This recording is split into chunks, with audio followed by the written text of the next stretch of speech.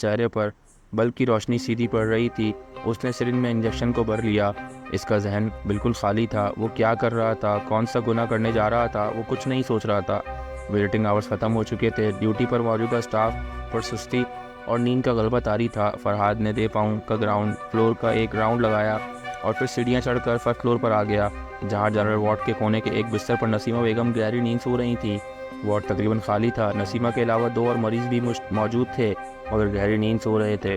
उनका सोना ही था आज इनकी दवा में। नींद का दवा का बड़ा डोज शामिल कर देना फरहाद के लिए बिल्कुल आसान था। फरहाद को हाथ में पकड़ी सिरिंज को नसीमा के बाजू में घुसाने में चंद सेकंड लगे होंगे। पहले से ही मौत की आखिरी सीढ़ियों पर खड़ी नसीमा थोड़ी सी देर में आसमान पर पहुंच गई, बिना किसी मज़ाहमत के। न जाने कौन सा पहर था रात का। चांद की आखिरी तारीख की वजह से रास्ते बिल्कुल तारीख हो रहे थे।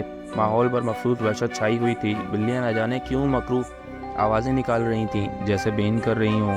अपने डरावने घर के कोने में रखी मूर्तियों के आगे अजीब सा आसन बांधे आंखें बंद किए बैठे हुए जीवन दास ने अचानक आंखें खोल दी।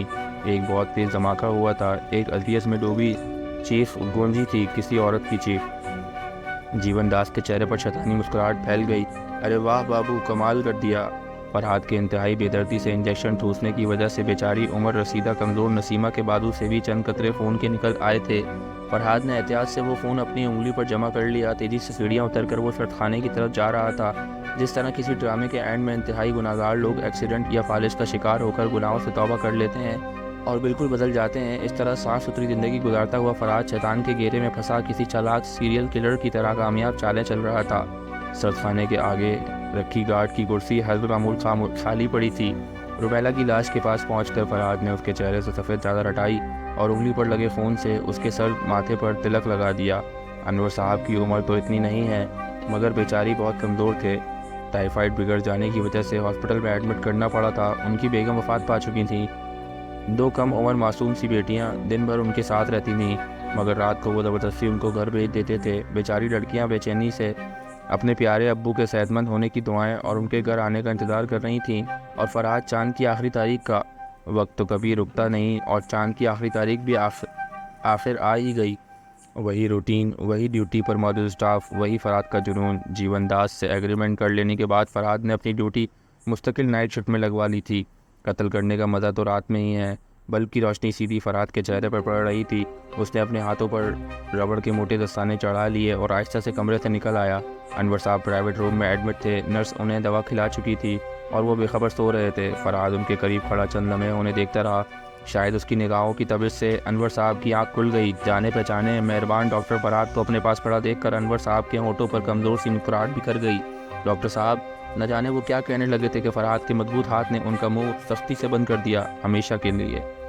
मोहब्बत तो मोहब्बत होती है। कौन मुकाबला कर सकता है कि किसी की मोहब्बत में ज़्यादा ताकत, ज़्यादा दीवानगी है।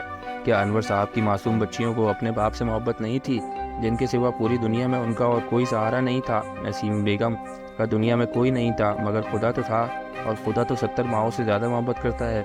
किसने हक दिया था फरहाद को कि वो अपनी मोहब्बत को पाने के लिए लाशें गिराता फिरे, खुदा के कामों में दखल अंदाजी करता फिरे? और कौन कर सकता है खुदा के कामों में दखल अंदाजी? कौन खड़ा होने की ताब ला सकता है इसके फैसलों के सामने? नहीं, कोई नहीं। आज फिर फरहाद रुमैला की लाश के पास खड़ा इसके चेहरों को टकटकी पान कर देख रहा था। 2 कत्ल हो गए, मगर मिली तो वैसी ही बेजान पड़ी थी। बल्कि इसका चेहरा तो गवाही दे रहा था कि इसको दुनिया से गए वक्त गुजर चुका है। मिली के होठों पर गहरी नीलाहट नमूदार हो गई थी। मिली, मिली, आंखें खोलो। फरहाद ने बेसाख्ता पुकारा। आप यहाँ क्या कर रहे हैं? बिल्कुल खामोश कमरे में एक आवाज़ गूंजी। फरहाद बुरी तरह चौंक गया। फरहाद ने मुड़कर देखा। सर, आप इस वक्त मोर्ग में? सिस्टर नौरीन हैरान होकर पूछ रही थी। फरहाद को ख़ुद को कंट्रोल करने में चंद सेकंड लगे। जी, ये गार्ड कहाँ है? मैं इसको चेक करने आया था। इसने अपना लहजा सख्त कर लिया। सर, वो नौरीन एकदम घबरा गई।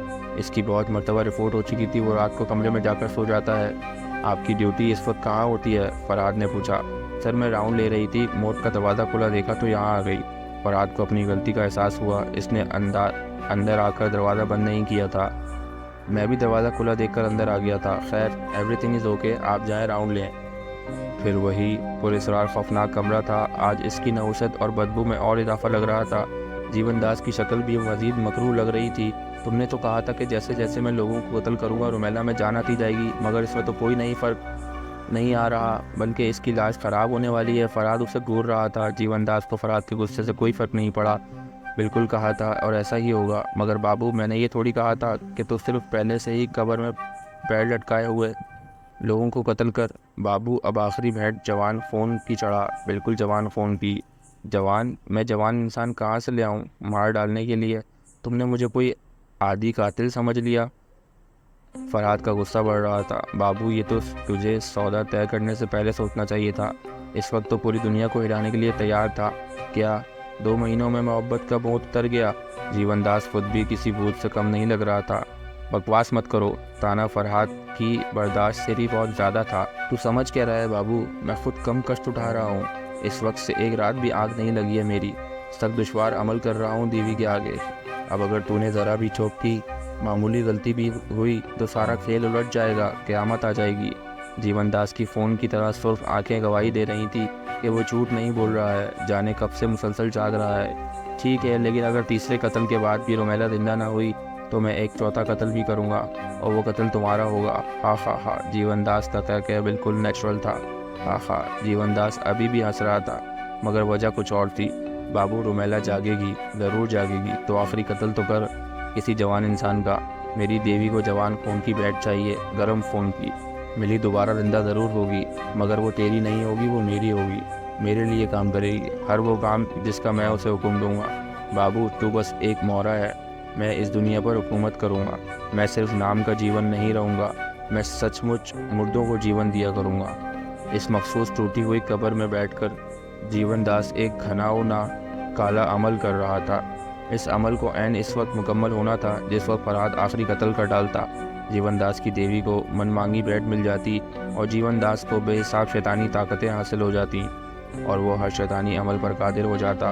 वो कब्र में बैठा आने वाले हसीन वक्त के तसव्वुर से हंसता जा रहा था और चश्मे तसव्वुर से सारी कब्रों से मर्दों को जिंदा होकर निकलते देख रहा था। सिस्टर नौरीन ने फरहाद की तलाश को फिलोसॉफ लगा दिया था। वो किसी गांव से आई थी और अस्पताल के हॉस्टल में रहती थी और बिल्कुल नौजवान थी। जीवनदास की हिदायत के ऐन मुताबिक फरहाद ने अपने घर का दरवाज़ा खोला। नौरीन झिझकती हुई अंदर आ गई।